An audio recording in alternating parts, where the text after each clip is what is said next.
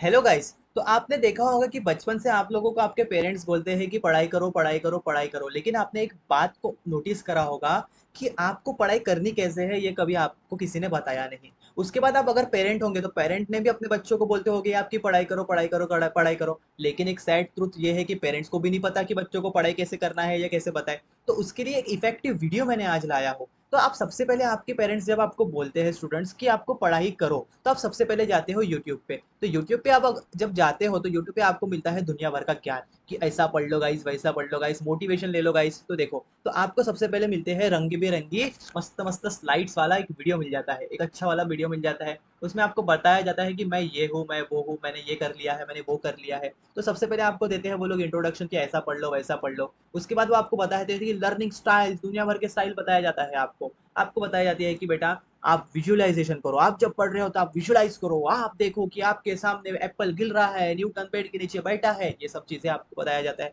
आपको बोलते हैं कि आप काइनेस्थेटिक यूज करो। आपको बोला जाता है कि ऑडियो बनाओ, आपने आपने जो पढ़ा है वो आपके आवाज में आप सुनो। आपको जो बताया जा रहा है कि आपने अगर ये कर लिया है, आपने ये पढ़ लिया है, तो आप उसको उसका वॉइस बना लो, उसको सुनो। ये सब चीजें आपको बताया जाता है। उसके बाद आप देख सकते हो गाइस कि आपको बोलते हैं मोटिवेशन ले लो guys, I can, I will, ये सब चीजें बताया जाता है। मोटिवेशन ले लो गाइस, ठीक है। आप अपना क्लियर गोल सेट करो, इसके लिए आपको बताया जाता है अर्जुन वाला एग्जाम्पल, इसके लिए आपको बताया जाता है अर्जुन वाला एग्जाम्पल। आपको बोलते हैं कि आप चिड़िया की आंख देखो, आप देखो, आप तो मारते हो आंख, आपको बोल जाता है कि आप चिड़िया की आंख देखो, लेकिन आप मारते हो आंख। लेकिन आपको वो सब चीजें नहीं करना है। आप अपना माइंड सेट अच्छा रखो, आप अपने मोटिवेशन को, अपने रिवॉर्ड्स दो, ऐसा करो वैसा करो। मैं एग्जांपल दे रहा हूँ आपको। आपको क्या क्या बताया जाता है, फिर आपको बोलाया जाता है मेंटल और फिजिकल हेल्थ पे ध्यान दो। फिर आपको बोला जाता है कि आप, तो आपको ये सब चीजें बताई जाती है गाइस। तो उसके लिए सबसे मेन बात आपको याद रखनी है कि ये सब जो चीजें हैं, ये सब चीजें हैं सेकेंडरी। ये सब जो चीजें हैं, ये सब चीजें हैं सेकेंडरी चीजें हैं, ठीक है। ये सब जो आपको बताया जा रहा है ये सब क्या सब है सेकेंडरी चीज, ठीक है। ये सेकेंडरी है। सेकेंडरी मतलब क्या है, ये सब चीजें इंपॉर्टेंट तो है, लेकिन इसका इंपॉर्टेंस बाद में है। प्राइमरी फोकस किस पे है, प्राइमरी फोकस किस पे है कि आप अगर आपके सामने बुक रख रहे हो, तो ये बुक को आपको पढ़ना कैसे है, ये बुक को आपको पढ़ना कैसे है, ये बुक का आपको पढ़ना कैसे है। तो आपको कैसे पढ़ना है, तो आपको पढ़ना है, आज हम लोग देखने वाले हैं इसका प्रैक्टिकल एप्लीकेशन। आज हम लोग देखना है प्रैक्टिकल एप्लीकेशन। ये सब चीजें सेकेंडरी टॉपिक्स है। आज मैं आपको लेके जाऊंगा रियल वर्ल्ड एप्लीकेशन में, ठीक है। हम लोग देख देंगे इसका रियल वर्ल्ड एप्लीकेशन क्या है गाइस, ठीक है गाइस। समझ रहा है आपको मैं क्या कहना चाहता हूँ। तो आपको इसका प्रैक्टिकल एप्लीकेशन कैसे समझने वाला है, मतलब अब हमको करना क्या है, मतलब आपको आपको आपके हाथ में अगर बुक है, ठीक है, बुक है, तो आपको ये बुक को सबसे पहले क्या करना है, वो टॉपिक को आपको पढ़ना है, आपको रीड करना है। आपको ये भी कहा जाता है कि रीड करना है, तो आपको ये भी नहीं पता रहता है कि रीड कैसे करना है, ये भी सबसे बड़ा पॉइंट है, ठीक है। उसके बाद आपको बोला जाता है कि मैं आपको इंट्रोडक्शन देता हूँ कि इफेक्टिव स्टडी हमको करनी कैसे है। तो आज हम लोग देखेंगे, ठीक है। हमें बनाना है अपना नॉलेज बेस बढ़ाना है, हमें गेन करना है विजडम, और हमें हमारे नॉलेज को रियल वर्ल्ड लाइफ एप्लीकेशंस में मतलब जो नॉलेज को हमारे रियल वर्ल्ड लाइफ सिचुएशंस में अप्लाई करना है। जो हमने पढ़ा है, तो हमें हमें हमारी ज़िंदगी में हम उसे कहाँ अप्लाई कर सकते हैं, ठीक है। ये सब चीज़ें हमको पता रहनी चाहिए। उसके बाद हमको देखना है गाइस कि आपको स्टडी क्यों करना है, तो ठीक है, पढ़ाई सबसे पहले हमको क्यों करनी है, ठीक है। तो इसके लिए मैं एक अलग से वीडियो बना सकता हूँ, इसके लिए एक अलग वीडियो बन सकता है, इसके लिए एक अलग वीडियो बन सकता है, जो कि आज अगर ये वीडियो में बताऊंगा तो ये वीडियो वैसे भी बहुत लंबा होने वाला है। तो एक इसके लिए मैं एक अलग डिफरेंट डिफरेंट वीडियो बनाऊंगा, और उसमें मैं एक प्रॉपर बताऊंगा कि हमें पढ़ना क्यों है। आज हमारा वीडियो है कि हमें पढ़ना कैसे है। आज हमारा जो वीडियो है ये क्या कहता है कि हमें पढ़ना कैसे है। तो हमको समझना है गाइस कि जो हमें पढ़ना है तो वो हमें क्यों पढ़ना है। तो इसके लिए मैं आपको एक एग्जांपल दूंगा। जब हम लोग देखते हैं हमारे इवोल्यूशनरी टाइमलाइन, एवोल्यूशनरी टाइमलाइन जब हम देखते हैं, एवोल्यूशनरी टाइमलाइन मतलब आपने एक चीज सुनी होगी कि हम लोग जो है, ह्यूमंस जो है वो एप से बने हैं। तो एप टू ह्यूमन वाली कहानी आपको पता होगा, मतलब हम लोग बंदरों से बने हैं। हमारा जो एवोल्यूशन हुआ है, हमारा क्रिएशन नहीं हुआ है साइंस की भाषा में, हमें किसी ने बनाया नहीं है। हम लोग इवॉल्व हुए हैं, हम लोग क्या हुआ है, इवॉल्व हुए हैं। तो हमें एवोल्यूशनरी टाइमलाइन जब देखते हैं तो हम लोग पहले कहाँ थे, तो हम लोगों ने क्या पहले से ही घर बने थे क्या, नहीं ऐसा कुछ नहीं था। हमने हिस्ट्री पढ़ी है, हमने ज्योग्राफी पढ़ी है, हमने बायोलॉजी पढ़ा है। तो उसमें हमें समझता है कि हमारा एवोल्यूशन हुआ है, हमारा क्या हुआ है, एवोल्यूशन। तो हम पहले कौन थे, हम एप थे, मतलब हम लोग पहले कहाँ रहते थे, जंगल में रहते थे। हम लोग जंगल से निकले हैं गाइस बाहर, अब हम लोग जंगल से निकले हैं बाहर। तो जंगल से बाहर हम लोग बच्चे पैदा करने के लिए तो निकले नहीं है, शादी करने के लिए तो निकले नहीं है। तो मतलब हम लोग निकले हैं जंगल से बाहर। क्यों निकले हैं जंगल के बाहर, कैसे निकले हैं जंगल के बाहर, तो हम लोगों को मिला है नॉलेज। हमारे पास एक सबसे इम्पोर्टेंट ऑर्गन है जो जो सबसे ज़्यादा इम्पोर्टेंट है हमारे पास, जो सबसे ज़्यादा इवॉल्व है, उसका नाम है ब्रेन। तो हमने हमारे ब्रेन पे काम किया है, हमने हमारे ब्रेन पे काम किया है। ठीक है, तो हमने ब्रेन पे काम कैसे किया, तो हमने नॉलेज को गेन किया है, और वो नॉलेज का जो एप्लीकेशन है, वो नॉलेज का जो एप्लीकेशन है उसको बोला जाता है विजडम। तो हमें क्या करना है, विजडम, हमारा विजडम को हमें डेवलप करना है, हमारे हमारे विजडम को डेवलप किया है हमने, इसलिए हम जंगल से बाहर निकले हैं। ठीक है, तो मतलब मैं आपको कहना चाहता हूँ कि हमें डिफरेंशिएट मेल और फीमेल में डिफरेंशिएट नहीं करना है, हमें एनिमल्स और ह्यूमन में डिफरेंशिएट करना है। मतलब सीधा सीधा कहना है मेरा कि अगर आपने पढ़ाई नहीं की, अगर आपके पास स्पेसिफिक नॉलेज नहीं है, तो आपका कंपैरिजन होने वाला है एनिमल्स के साथ। मतलब हमारी पढ़ाई हमें जानवर से इंसान बनाती है। ठीक है, इसका कंक्लूजन क्या है, हमारी पढ़ाई हमें जानवर से इंसान बनाती है। मतलब आप अगर पढ़ नहीं रहे हो तो आप एक प्रकार के कौन हो, जानवर हो। आप एक प्रकार के कौन हो, जानवर हो, आप एनिमल हो गाइस। समझ रहे हैं आपको मैं क्या करना चाहता हूँ स्टूडेंट्स। अब नेक्स्ट देखो हमें क्या करना है कि how to read a book effectively. अब हमें पढ़ना क्या है कि how to read a book effectively, how to read a book effectively, ये मैं देखूंगा। अब ये मैं कैसे बताऊंगा आपको, मैं लूंगा एक एक सब्जेक्ट। देखो सभी सब्जेक्ट की जो स्ट्रेटेजी रहती है, सभी सब्जेक्ट की जो अप्रोच रहती है वो अलग अलग रहती है। ठीक है, सभी सब्जेक्ट का जो अप्रोच है वो क्या है, डिफरेंट है। ठीक है, मतलब मैं पहले ले लूंगा हिस्ट्री, मैं क्या ले लूंगा पहले, हिस्ट्री।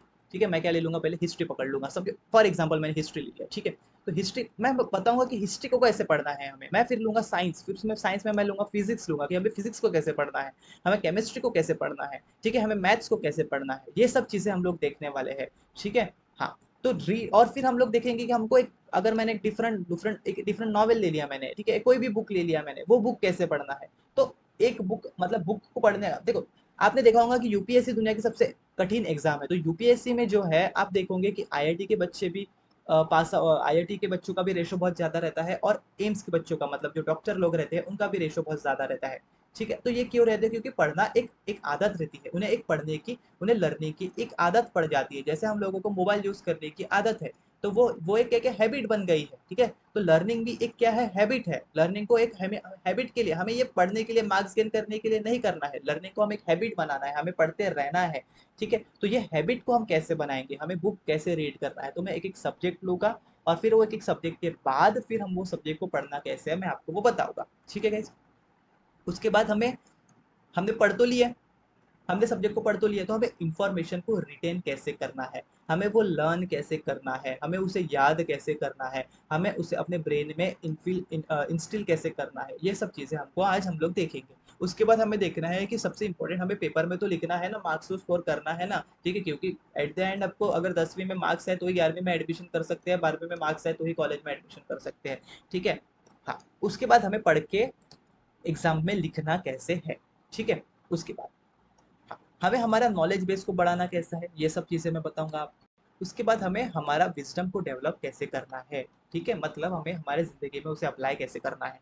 पहली बात आपको देखना है कि, पहली बात मैंने आपको बताया कि आपको बुक कैसे रीड करना है, उसको अंडरस्टैंड कैसे करना है।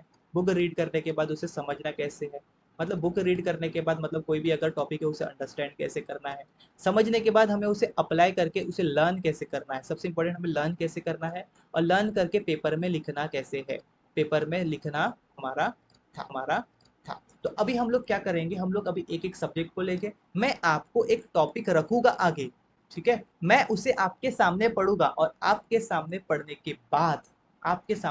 के बाद मैं उसे, आपको उसे याद कैसे करना है, उसे समझना कैसे है, वो सब चीजें बताऊंगा। ठीक है, करने वाले हैं तो सबसे पहले हम लोग देखेंगे कि हमारे पास सब्जेक्ट किस प्रकार के हैं, मतलब सब्जेक्ट्स को डिफरेंशिएट कैसे किया गया है। तो सबसे पहले सब्जेक्ट हमारे पास कुछ लैंग्वेजेस है, क्या है, कुछ लैंग्वेजेस है। ठीक है, हाँ ओके, लैंग्वेजेस है। अब लैंग्वेजेस में क्या क्या आता है हमारे पास रहता है सबसे पहले, जनरली हम देखेंगे हमारे पास इंग्लिश। ठीक है, उसके बाद हमारे पास हिंदी, उसके बाद हमारे पास एक सब्जेक्ट रहता है, नाम है उसका मराठी। और हम फिर देख सकते हैं कि हमारे पास कुछ अदर सब्जेक्ट्स भी रहते हैं। ठीक है, अदर लैंग्वेजेस। ठीक है, ये हो गया हमारे लैंग्वेजेस के सब्जेक्ट। फिर उसके बाद हमारे पास रहता है सोशल साइंस। ठीक है, हमारे पास क्या रहता है, सोशल साइंस।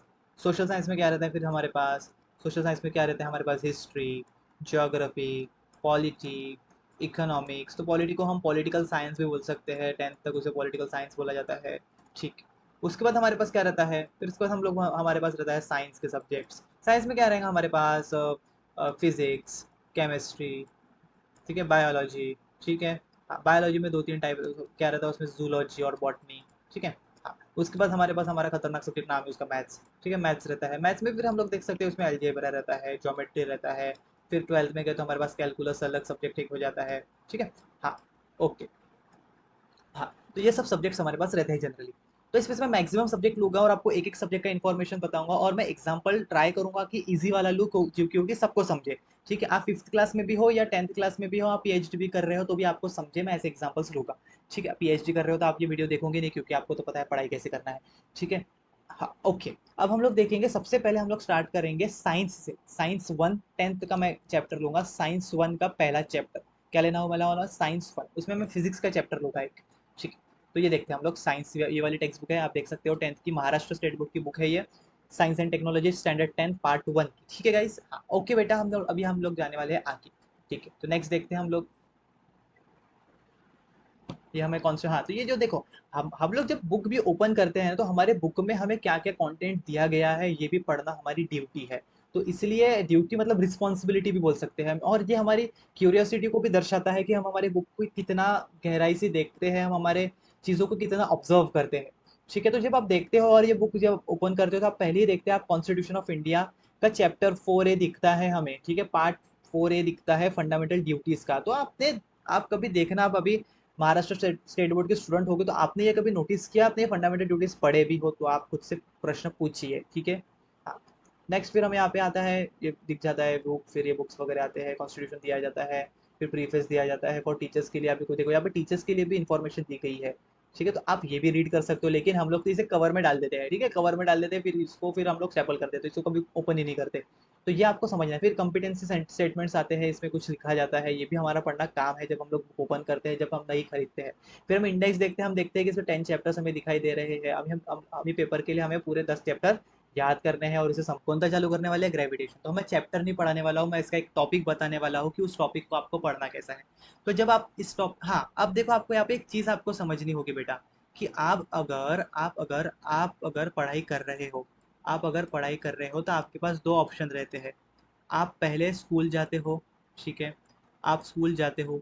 तो ऐसे बच्चे रहते हैं जो स्कूल और कॉलेज तो जाते ही है, ऐसा ऐसा कोई भी नहीं जो स्कूल में नहीं जाता हो, ठीक है। हाँ, उसके बाद इसमें भी एक्सेप्शंस रहते हैं, तो हाँ, उसके बाद आप ट्यूशन जाते होगे, उसके बाद आप ट्यूशन जाते होगे।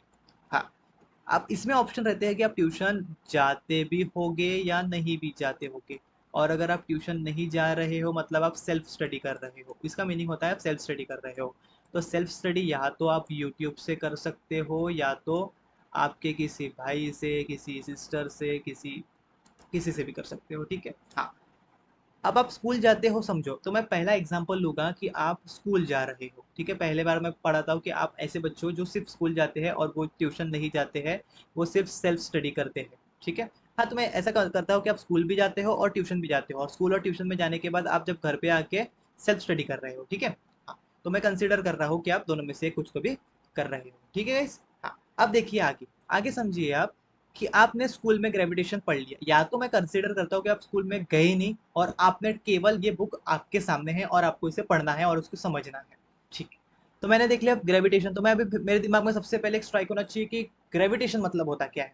फिर मेरे को दिख गया कि यहाँ पे ग्रेविटेशन के बारे में बताया तो गया है, ठीक है। हाँ, फिर मेरे को यहाँ पे उसके नीचे कुछ पॉइंटर्स दिख रहे हैं, तो ये पॉइंटर्स किसके हैं, तो ये पॉइंटर्स मुझे दिख रहे हैं कि ये सब टॉपिक्स होंगे। हमें सबसे पहले ग्रेविटेशन पढ़ना है, उसके बारे में क्या है, फिर केपलर लॉ पढ़ना है, एक्सेलरेशन ड्यू टू ग्रेविटी पढ़ना है, फ्री फॉल पढ़ना है, सर्कुलर मोशन सेंट्रीपिटल फोर्स पढ़ना है, ये सब चीज़ें हमें पढ़ना है। Newton's universal law of gravitation पढ़ना है, ये सब पढ़ना है। फिर उसने बोला है कैन यू रिकॉल, तो हमें रिकॉल करने की ज़रूरत है, हमें हमारे ब्रेन को थोड़ा सा, दिमाग को थोड़ा ये देना पड़ेगा, थोड़ा बाहर देना पड़ेगा दिमाग को, कि what are the effects of force acting on object, ठीक है। क्या बोल रहा है पहला question, what are the effects of a force acting on an object, ठीक है। कोणते कोणते फोर्स है, जो ऐसे कोणते फोर्स है, व्हाट आर द इफेक्ट्स, ऐसे कोणते इफेक्ट्स है, ठीक है, of a force acting on an object. आपको सोचना है, इसका आंसर नहीं बताऊंगा, उसमें समझा में हमें बहुत टाइम चले जाएगा। What types of forces are you familiar with, what do you know about gravitational force, तो आपको ये सोचना पड़ेगा। ये आपने 9th स्टैंडर्ड तक कर लिया है, वो कंसिडर कर रहा है, ठीक है। इतना समझ गया, आपको यहाँ तक समझ गया, ठीक है। अब हम आगे देखते हैं, आगे क्या बोल रहा है वो, आगे क्या बोल रहा है वो, आगे बोल रहा है we have seen in the previous standard that a gravitational force is universal, that a gravitational force is that a gravitational force is universal force and it acts only between two objects on the earth, ठीक है, but also between any two objects in the universe. ठीक है, अब आपको ये line को समझना है। ठीक है, अब ये इंग्लिश में लिखा है तो अब हमें समझना है,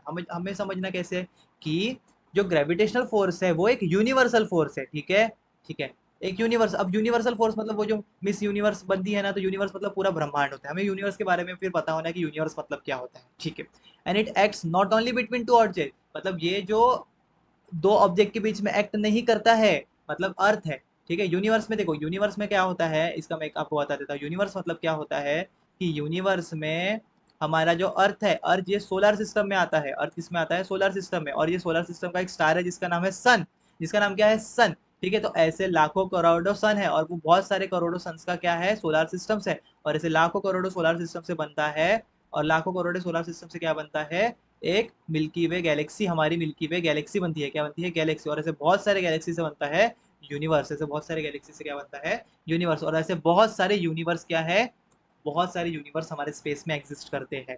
तो जो फोर्स है, वो जो ग्रेविटेशनल फोर्स है, ये दो ऑब्जेक्ट के बीच में तो लगता ही है। ठीक है, ये यूनिवर्सल फोर्स है, समझा, ये दो ऑब्जेक्ट के बीच में तो लगता है, लेकिन ये कोई भी दो ऑब्जेक्ट के बीच में लग सकता है अगर वो यूनिवर्स में हो तो। मतलब सन और अर्थ के बीच में ग्रेविटेशनल फोर्स लगेगा क्या, हाँ सर बिल्कुल लगेगा सर, सन और अर्थ के बीच में ग्रेविटेशनल फोर्स लगेगा, बिल्कुल लगेगा। अर्थ और मून के बीच में ग्रेविटेशनल फोर्स लगेगा, बिल्कुल लगेगा। तो आपको ये सोचना है, आपको ये सोचना है। ठीक है, हाँ, तो ये मैंने बता दिया कि अगर आप स्कूल से पढ़ के नहीं आए, लेकिन आप अगर स्कूल से पढ़ के आए हो और ट्यूशन से पढ़ के आए हो, तो आपको ये समझना है, आपको ये समझा हुआ है पहले से, तो आपको इसे रिवाइज करना है, आपको इसे पढ़ना है।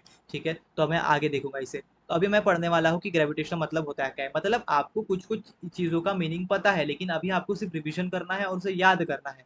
ठीक है, हाँ, अब मैं इसे पढ़ता हूँ। ठीक है, as we have learn the phenomena of gravitation was discovered by Isaac Newton. तो हमें पता है, तो हमें पता है कि ये जो ग्रेविटेशन है ये किसने निकाला है, आइजैक न्यूटन ने निकाला है। As the story goes, story जब आगे जाती है तो he discovered that force by seeing an apple fall from a tree on the ground. बेटा बच्चे बच्चे को पता है, उसका नाम नहीं पता है, लेकिन उसे ये पता है कि जो न्यूटन न्यूटन था, जो न्यूटन थे, न्यूटन जो है, तो वो एक एप्पल के पेड़ के नीचे बैठे थे, वो एप्पल के पेड़ के नीचे बैठे थे। ठीक है, और एप्पल के जो पेड़ से नीचे क्या, पेड़ के ऊपर से क्या निकला, नीचे गिरा एप्पल, नीचे क्या गिरा, एप्पल। अब इस न्यूटन ने क्या सोचा, ये जो एप्पल है, ये न्यूटन ने, ये जो एप्पल है ये नीचे ही क्यों गिरा, मतलब आपको भी ऐसा साइंटिफिक टेम्पर, ऐसा साइंटिफिक टेम्पर आपको भी बनाना है। न्यूटन ने क्या सोचा कि ये जो एप्पल है ये नीचे ही क्यों गिरा, ये ऊपर क्यों नहीं गया, बाजू में क्यों नहीं गया, इधर क्यों नहीं गया, मामा के यहाँ क्यों नहीं गया, मामी के यहाँ क्यों नहीं गया, ये नीचे ही क्यों गिरा, तो आपको ये सोचना है। ठीक है, हाँ, तो अपने एक ही लाइन में हमने इतना सोच लिया। ठीक है, तो न्यूटन ने ऐसा सोच लिया है। ठीक है, अब आगे देखते हैं। He wondered why all apples fall vertically downward, यही बताया मैंने आपको, and not an angle to the vertical. ठीक है, okay, why do they not fly off, अब मैं जो बताया इधर क्यों नहीं गया, उधर क्यों नहीं गया, अब ये लाइन वही बात करती है। आफ्टर मच थॉट, बहुत सोचने के बाद, मतलब उसने उसके बाद एक्सपेरिमेंट्स किए, उसके बाद बहुत सोचने का, उसे सालों लग गए। He came to the conclusion that earth must be attracting the apple towards itself, उसने बोला कि अर्थ खींच रहा है एप्पल को, एंड दिस अट्रैक्टिव फोर्स, मतलब ये जो फोर्स है, must be directed towards the centre of the अर्थ। मतलब यहाँ पे हमें समझना है, क्या समझना है, वो बोल रहा है कि जो एप्पल है, उसने कंक्लूजन क्या निकाला, वो जो एप्पल है वो ऊपर से नीचे गिर रहा है, क्योंकि अर्थ उसे अपने पास खींच रही है, क्योंकि अर्थ उसे अपने पास खींच रही है, और ये जो अट्रैक्टिव फोर्स है वो अर्थ के सेंटर के पास जा रहा है, वो अर्थ के सेंटर के पास जा रहा है। ठीक है, उसके बाद the direction from the Apple on the tree to the center of the earth is vertical direction at the position of the apple, and thus the apple falls vertically downwards. तो आपको यहाँ से क्वेश्चन क्या आएगा, आपको ये समझना है कि यहाँ से क्वेश्चन क्या आएगा कि ये जो एप्पल है ये वर्टिकली डाउनवर्ड ही क्यों गिरता है, मतलब आपको सोचना है। मतलब आपने भी, बहुत लोगों ने न्यूटन के पहले एप्पल को नीचे गिरते हुए सोचा था, देखा था, लेकिन किसी ने सोचा नहीं था। तो जो सोच ही, जैसे मैंने आपको पहले बताया, जो सोच ही है वो हमें एनिमल से इंसान बनाती है, वो हमें एनिमल से ह्यूमन बनाती है। ठीक है, कुछ पॉइंट्स है, कुछ पॉइंट्स हमें ध्यान रखने हैं, वो यूनिवर्सल पॉइंट्स है। ठीक है, हमें वो हर हर एक पढ़ाई में, हर एक टॉपिक में हमें वो समझने आएगा कि हमें हमारी पढ़ाई इंसान कैसे बना रही है, हमारे पढ़ाई इंसान कैसे बना रही है। ठीक है, हाँ, अब the apple falls vertically downwards ये क्यों होता है, तो इसके लिए हमें हाँ, इसके लिए हमें ये पैराग्राफ काम में आता है कि बहुत सोचने के बाद Newton came to the conclusion that earth must be attracting the apple towards itself, मतलब जो अर्थ है वो एप्पल को खुद की तरफ खींच रही है। और एक ये उसको नाम नहीं पता चला था अभी तक, ठीक है, अभी तक ग्रेविटेशनल फोर्स का नाम नहीं निकाला उसने। और वो जो अट्रैक्टिव फोर्स है must be directed towards the centre of the अर्थ। जैसे एमसीक्यू बन जाएगा आपको कि जो ग्रेविटेशनल फोर्स है वो कहाँ पे अट्रैक्ट होता है, सेंटर ऑफ द अर्थ की तरफ अट्रैक्ट होता है। पोल की तरफ अट्रैक्ट होता है क्या, नहीं अट्रैक्ट होता है। इक्वेटर की तरफ अट्रैक्ट होता है क्या, नहीं होता है। वो सेंटर ऑफ द अर्थ, वो सेंटर ऑफ द अर्थ की तरफ ही अट्रैक्ट होता है। ये आपको सोचना है, ये आपको समझना है और इसको याद करना है। मतलब ये समझ लिया आपने, अब ये आपको ये याद हो चुका है। ठीक है, अब आगे the direction from the apple on the tree to the centre of the earth is vertical direction at the position of the apple, is vertical direction at the position of the apple and thus the apple falls vertically downwards. मतलब इतना paragraph हमने आपको समझा दिया। ठीक है, हाँ, मतलब ऐसा आपको पढ़ना है, ऐसा स्ट्रेटेजी आपको यूज करनी है। फिर इसके बाद मैं थोड़ा और आगे चले जाऊँ, थोड़ा टाइम लेता हूँ आपका। ठीक है, ये कंप्लीट ही कर लेते हैं। फिगर 1.1 देखो, देखो फिगर 1.1 हमें दिखा रहा है कि on the left shows an apple tree on the earth. ठीक है, अर्थ के ऊपर एक एप्पल ट्री खड़ा है। The force on the apple on the tree is towards the centre of the earth. बताया that is the along the perpendicular from the position of the apple to the surface of the earth. ठीक है, ये सब तो आपको समझ जाएगा, फिर समझ जाएगा मतलब ये सब आपको समझना है। ठीक है, मतलब ये सब आपको अपने टीचर ने पढ़ाया होगा, तो आपको सिर्फ इसे रिवाइज करना है, इसे पढ़ना है, इसे समझना है। ठीक है, हाँ, अब आगे हम देखते हैं। इसके बाद न्यूटन्स लॉ ऑफ ग्रेविटेशन आता है। ठीक है, एक टॉपिक आता है न्यूटन्स लॉ ऑफ ग्रेविटेशन, वो भी मैं आपको बता देता हूँ। ठीक है, ये टॉपिक है, न्यूटन्स ने यूनिवर्सल लॉ ऑफ ग्रेविटेशन बनाया। न्यूटन ने यूनिवर्सल लॉ ऑफ ग्रेविटेशन क्या बनाया कि जो every object in the universe, देखो all the above consideration including Kepler law, ये आप पढ़ोगे। ठीक है, let a formulate his theory of universal gravity की थ्योरी बनती है। According to every object in the universe, ठीक है, यूनिवर्स में प्रत्येक object attracts every other object with a definite force. मतलब हर ऑब्जेक्ट यूनिवर्स में अपने तरफ एक ऑब्जेक्ट को खींचता है। Every object in the universe attracts every other object. This force is directly proportional to the product of their masses and inversely proportional to the square of the distance between them. अब यहाँ पे एक बात आ जाती है, अगर आप ये डायरेक्ट पढ़ोगे तो आपको ये समझने में डिफिकल्टी होगी। इसलिए आपको यहाँ से कोई तो भी एडुकेटर होना, उसने आपको समझाना चाहिए। मतलब समझो, या तो आपको स्कूल में टीचर ने समझाया होगा या तो एक एजुकेटर ने समझाया होगा। आप अगर सेल्फ स्टडी कर रहे हो तो इसके लिए आप जा सकते हो यूट्यूब पे। ठीक है, यूट्यूब से आप पढ़ सकते हो ये टॉपिक। ठीक है, अब मैं समझो कि आप अभी पढ़ रहे हो और मेरे पास आए हो एज अ यूट्यूबर, मैं आपको पढ़ा रहा हूँ, तो मैं आपको कैसे पढ़ाऊंगा। अभी मुझे पढ़ाना है आपको न्यूटन का यूनिवर्सल लॉ ऑफ ग्रेविटेशन। ठीक है, तो मैं बताता हूँ आपको क्या होता है। हमें पढ़ना है न्यूटन का यूनिवर्सल लॉ ऑफ ग्रेविटेशन। मैं एक स्टूडेंट हूँ, मेरे को पढ़ना है, ये समझना है। ठीक है, तो मैं को याद करूंगा, मैंने यूट्यूब पे पढ़ा था। हाँ, every object in the universe, मेरे को पता है, मेरे को समझा है। क्या समझा है कि every object in the universe में कोई भी ऑब्जेक्ट है, ये ऑब्जेक्ट है, समझो every object in the universe. क्या बोला उसने, एवरी ऑब्जेक्ट। ठीक है, कहाँ पे, मेरे घर पे क्या, तुम्हारे घर पे क्या, नहीं, यूनिवर्स में every object in the universe. इसमें क्या होता है, अट्रैक्ट होता है। मतलब लड़का लड़की की तरफ अट्रैक्ट होता है, लड़की लड़के की तरफ अट्रैक्ट होता है, कुत्ता कुत्ती की तरफ होता है, कुत्ते कुत्ते कुत्ते की तरफ होता है। ऐसा भी बोल सकते हैं हम, कोई प्रॉब्लम नहीं उसमें।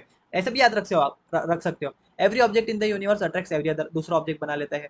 ठीक है, अब इसका मास बोल देता हूँ, उसमें कुछ तो भी वजन है m1, इसका कोई तो भी वजन है, इसका m2, वजन नहीं बोलते उसे, मैं आपको एग्जांपल दे रहा हूँ। मास m1, मास m2। ठीक है, इन दोनों के बीच का डिस्टेंस है r, इस दोनों के बीच का डिस्टेंस क्या है, r।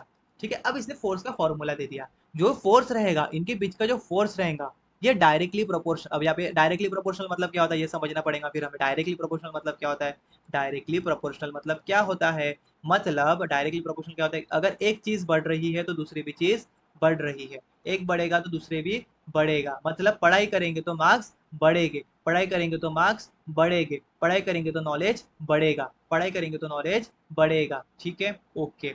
और इनवर्सली प्रोपोर्शनल मतलब क्या होता है, ठीक है। अब फोर्स मतलब क्या होता है, फोर्स जो है वो डायरेक्टली प्रोपोर्शनल है इनके मासेस, ये जो मास है इसका, इन दोनों के मासेस के प्रोडक्ट का। अब यहाँ पे फिर से क्वेश्चन आ जाता है कि प्रोडक्ट मतलब क्या होता है, प्रोडक्ट मतलब क्या होता है, फिर से क्वेश्चन आ जाता है कि प्रोडक्ट मतलब क्या होता है। प्रोडक्ट मतलब होता है मल्टीप्लीकेशन, प्रोडक्ट मतलब क्या होता है, मल्टीप्लीकेशन होता है।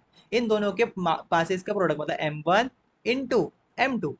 ठीक है, अब ये जो फोर्स है ये डायरेक्टली प्रोपोर्शनल है m1 और m2 को। ये जो फोर्स है ये डायरेक्टली प्रोपोर्शनल है m1 और m2 को। समझ गए इतना, समझ गए इतना। और यही जो फोर्स है ये इनवर्सली प्रोपोर्शनल है। अब इनवर्सली प्रोपोर्शनल में लिखा जाता है 1/। अब यहाँ से फिर से क्वेश्चन आ जाता है कि इनवर्सली प्रोपोर्शनल मतलब क्या होता है, इनवर्सली प्रोपोर्शनल मतलब क्या होता है, तो एक बढ़ेगा तो दूसरा घटेगा, एक बढ़ेगा तो दूसरा घटेगा। मतलब हम जब खाना खाते हैं, खाना खाने के बाद जो भूख है वो कम हो जाती है। भूख क्या हो जाती है, कम हो जाती है। खाना खाने के बाद हम लोग जो, हमें भूख लगती है तो भूख बहुत ज्यादा लगती है, तो हम लोग खाना खा लेते हैं तो भूख कम हो जाती है। ठीक है, सीधी सी बात है। ओके सर, समझ गए सर, इतना समझ गए इतना आपको। ठीक है, इसको मैं मिटा देता हूँ यहाँ से।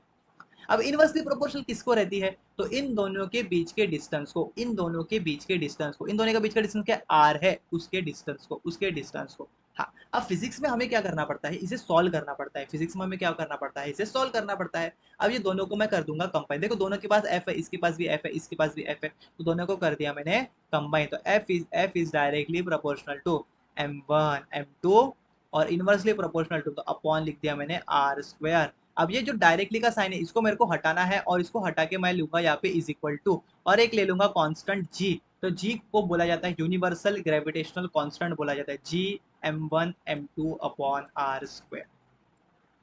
समझ गया, मतलब ये टॉपिक आपको समझ गया, ये क्लियर हो गया। अब इससे क्वेश्चन क्या आएगा, तो आपको क्वेश्चन आ सकता है, आपको क्वेश्चन आ सकता है, क्या क्वेश्चन आएगा कि आपको पूछेगा वो कि न्यूटन का यूनिवर्सल लॉ ऑफ ग्रेविटेशन बोलो, ठीक है, ये जो फॉर्मूला है ये डायग्राम बनाओ, ये डायग्राम बनाओ, ये क्वेश्चन आ जाएगा। ठीक है, किसने निकाला था, केपलर के बारे में दिया है यहाँ पे, और किसने बताया था न्यूटन का यूनिवर्सल लॉ ऑफ ग्रेविटेशन, तो न्यूटन ने बताया था, केपलर ने तो बताया नहीं था। ठीक है, उसके बाद ये देखो यहाँ पे दिया है एफ इज, देखो यहाँ पे एफ ए लिखा है, ये डायरेक्टली प्रोपोर्शनल का साइन है। ठीक है, हाँ, उसके बाद आपको ये फॉर्मूला दिया, फॉर्मूला बोल सकते हैं, इसमें एफ क्या है, फोर्स है, m1 एक मास का ऑब्जेक्ट, एक ऑब्जेक्ट का मास है, ये दूसरा ऑब्जेक्ट का मास है, डी मतलब डिस्टेंस होता है, मैंने आर ले लिया था, कोई प्रॉब्लम नहीं, चलता है उतना। फिर आपको ये पढ़ लेना है, आपको ये समझना है, मतलब ये टॉपिक आपका क्या हो गया, यहाँ पे प्रिपेयर हो गया। फिर यहाँ पे देखो यूज योर ब्रेन पावर, देखो हमारे टेक्स्ट बुक में भी लिखा है कि दिमाग को थोड़ा बाहर दो, यहाँ पे थोड़ा सा बाहर दो, मतलब यूज योर ब्रेन पावर, आपके आपके दिमाग की शक्ति को इस्तेमाल करो। ठीक है, हाँ, तो show that the SI unit in, जो एसआई यूनिट ऑफ जी है, मतलब जी का यूनिट है वो क्या है, Newton metre square per KG square, तो उसको शो करना है हमें, मतलब उसको प्रूफ करना है, अभी हमारा वो काम नहीं है। ठीक है, और वो जो हेनरी कैवेंडिश है, देखिए इसका नाम भी पूछ सकते हैं, value of G was first experimentally measured by Henry Cavendish. ठीक है, इसका नाम भी आपको पेपर में आ सकता है। In the SI unit its value is 6.673 into 10⁻11 newton metre square per KG square. ठीक है, तो ऐसा आपको पढ़ना है बेटा। ठीक है, हाँ, तो ये बात हो गई साइंस की। फिर मैंने आपको एक और बात बताई थी कि इसको हमें जिंदगी में, असल जिंदगी में इसका एप्लीकेशन क्या है, असल जिंदगी में इसका एप्लीकेशन क्या है, तो ये मैंने एक इंटरप्रेट करा है, आप ये सोचिए।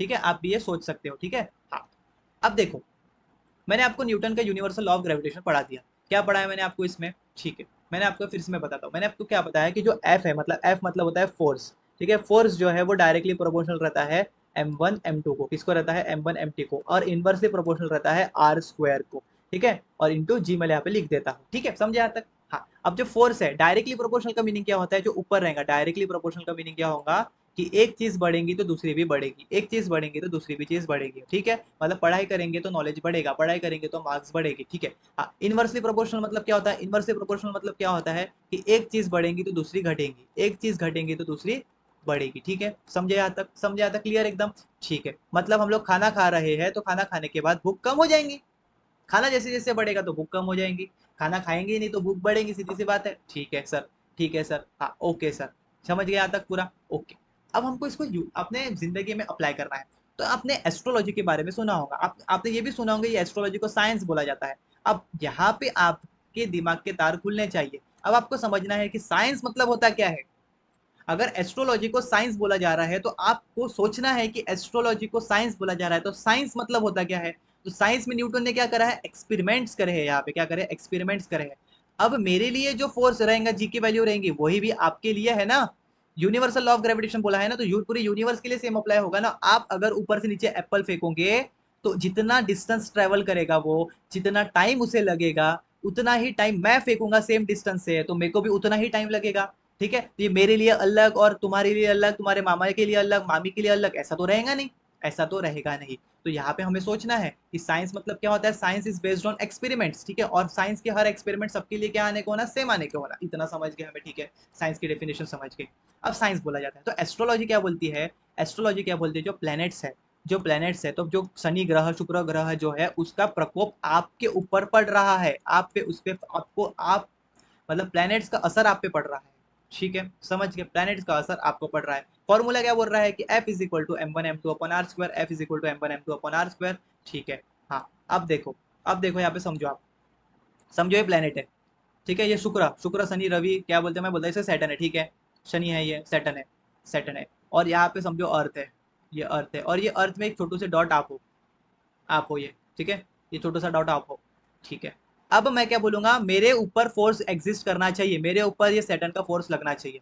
तो मैंने क्या बोला, फोर्स जब बढ़ेगा जब दोनों का मास बढ़ेगा, मास। ठीक है, फोर्स तब बढ़ेगा जब दोनों का मास बढ़ेगा। अब सैटर्न के तुलना में मेरा मास कितना है, नेग्लिजिबल है, बहुत ज्यादा नेग्लिजिबल है। ठीक है, फर्क फोर्स तो आएगा बेटा, फोर्स तो बिल्कुल लगेगा, लेकिन मेरा मास क्या है, एकदम नेग्लिजिबल है, मेरे को फोर्स निकालना है यहाँ पे।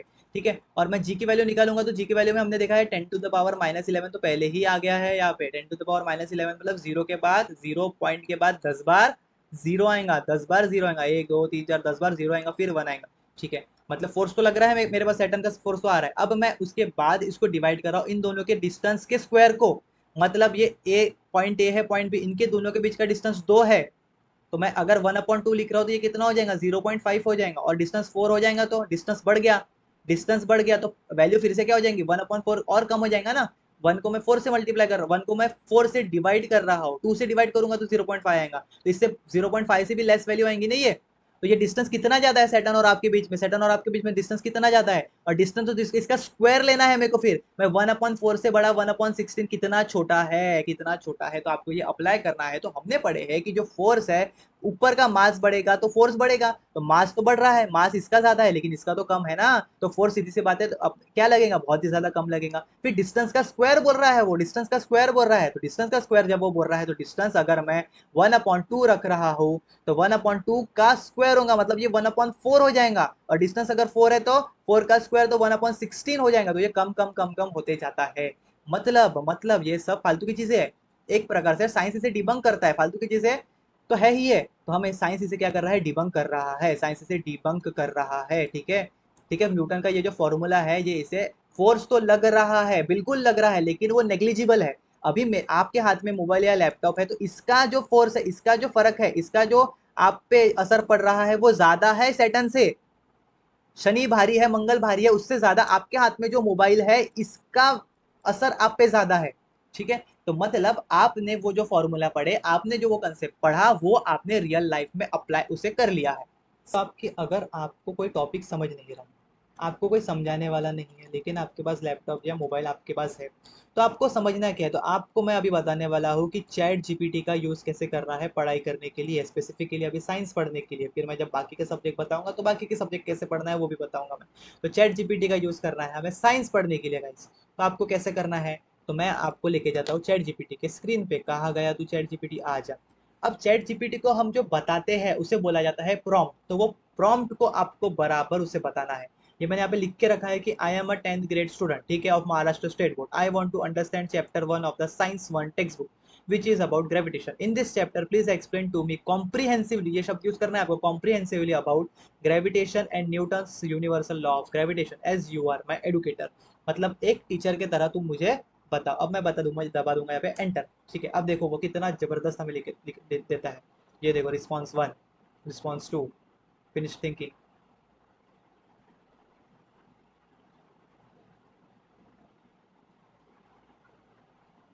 पूरा लिख रहा है वो पूरा।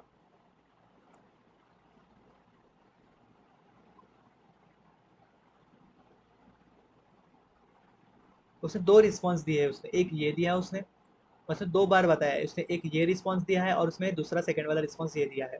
अब इसमें हम लोग पढ़ भी सकते हैं और समझ भी सकते हैं कि ऐसे समझना है। देखो, hello, I am glad to you are eager to learn about gravitation. ठीक है, gravitation is one of the fundamental forces of nature that governs the motion of object in the universe. अब ये इसने इंग्लिश में बता दिया। अब आप बोलोगे सर वो यहाँ पे भी इंग्लिश में लिखा है, यहाँ पे भी इंग्लिश, अब इसमें समझाना क्या हुआ, अब इसमें समझाना क्या हुआ, तो मैं इसे बोलूंगा कि I do not understand understand English properly. So explain the above in English। अब उसे हिंदी नहीं बोलना है, आपको बोलना है इंग्लिश। इंग्लिश मतलब जैसा मैं आपसे अभी बात कर रहा हूँ तो इंग्लिश में बात कर रहा हूँ, मैं अभी टेक्निकल टर्म्स हिंदी में थोड़ी यूज कर रहा हूँ, तो इंग्लिश में कुछ टेक्निकल मतलब आधी इंग्लिश आधी हिंदी, इन इंग्लिश लैंग्वेज। ठीक है, ये प्रॉम्प्ट याद कर लेना, इससे आप कुछ भी सीख सकते हो। अब मैं फिर से एंटर दबाऊंगा, अब देखना जादू, अब देखना जादू, ग्रेविटेशन की समझ। ठीक है, अब मैं वो लिखते रहता है, मैं आपको पढ़ के दिखाता हूँ। हेलो, आज हम ग्रेविटेशन के बारे में बात करेंगे, जो एक बेसिक फोर्स है जो दुनिया की हर चीज को आपस में खींचती है। ग्रेविटेशन वो फोर्स है जो हम सबको जमीन पर रखता है और प्लैनेट्स को सूरज के चक्कर लगाने पर मजबूर करता है। मतलब कितना जबरदस्त है। ठीक है, ग्रेविटेशन क्या है, अब देखो क्या बोलता है वो। ग्रेविटेशन या ग्रेविटी एक ऐसी फोर्स है जो दो ऑब्जेक्ट्स को एक दूसरे की तरफ खींचती है। जैसे जमीन हम सबको अपनी तरफ खींचती है, इसी वजह से जब हम कोई चीज नीचे गिराते हैं तो वो जमीन पर आती है। ये फोर्स सिर्फ जमीन पर ही नहीं बल्कि हर जगह होती है, चाहे दो ऑब्जेक्ट्स दूर हो या पास। फिर उसने बता दिया न्यूटन का universal law of gravitation. Isaac Newton ने 17वीं सेंचुरी में यूनिवर्सल लॉ ऑफ ग्रेविटेशन बनाया। इस लॉ के थ्रू हम दो मासेस के बीच में लगने वाली ग्रेविटेशनल फोर्स को कैलकुलेट कर सकते हैं। अब मैं लॉ बता देता हूँ, उसके बाद का तो फिर आप पढ़ ही सकते हो। ऑब्जेक्ट दूसरे ऑब्जेक्ट को अपनी तरफ खींचता है और ये खींचने वाली फोर्स उन दोनों के मासेस के प्रोडक्ट के डायरेक्टली प्रोपोर्शनल होती है और उनके बीच के डिस्टेंस के स्क्वायर के इनवर्सली प्रोपोर्शनल होती है। अब यहाँ पे डायरेक्टली प्रोपोर्शनल और इनवर्सली प्रोपोर्शनल शब्द आ गया, और आपको अगर डायरेक्टली प्रोपोर्शनल और इनवर्सली प्रोपोर्शनल ये शब्द नहीं समझ रहा है तो क्या करेंगे। अब देखो, फॉर्मूला को समझना। डायरेक्टली प्रोपोर्शनल मासेस के साथ अगर एक ऑब्जेक्ट का मास बढ़ जाता है तो फोर्स भी बढ़ जाता है। अगर एक ऑब्जेक्ट का मास डबल हो जाता है तो फोर्स भी डबल हो जाता है। इनवर्सली प्रोपोर्शनल देखो, अगर डिस्टेंस बढ़ जाती है तो फोर्स कम हो जाती है, एक बढ़ रहा है तो दूसरा कम हो रहा है। अगर डिस्टेंस डबल हो जाती है तो फोर्स एक चौथा हिस्सा हो जाती है। ये देखो, है समझ रहा है। अब उसने देखो एग्जांपल्स दिया, उसने जमीन और चांद के बारे में। जमीन और चांद एक दूसरे के को ग्रेविटी के जरिए खींचते हैं, इसलिए चांद जमीन के चक्कर लगाता है। ऑब्जेक्ट्स का जमीन पर गिरना, ठीक है, एक्सेलरेशन ड्यू टू ग्रेविटी भी उसने पढ़ाया है। मास और वेट भी उसने बता दिया। ग्रेविटेशनल फोर्स हमेशा म्यूचुअल होती है। इसका मीनिंग क्या होता है, मतलब दोनों मासेस के दूसरे पर इक्वल और अपोजिट फोर्स लगते हैं। जैसे जमीन तुम्हें खींचती है वैसे तुम भी जमीन को खींचते हो, लेकिन जमीन का मास बहुत बड़ा है इसलिए उस पर कोई फर्क नहीं पड़ता। मतलब उसने पूरा एक्सप्लेनेशन आपको दे दिया है। देखो, तो अभी मैं इससे पूछता हूँ कि क्या आप मुझे बता सकते हो कि एस्ट्रोलॉजी और ग्रेविटेशन ग्रेविटेशन का रिलेशन, और उसमें मुझे ये भी बताओ कि ग्रेविटेशनल फोर्स का फॉर्मूला एस्ट्रोलॉजी को as a science debunk, debunk मतलब उसे खारिज करता है, डिबंक करता है या नहीं। अब देखो,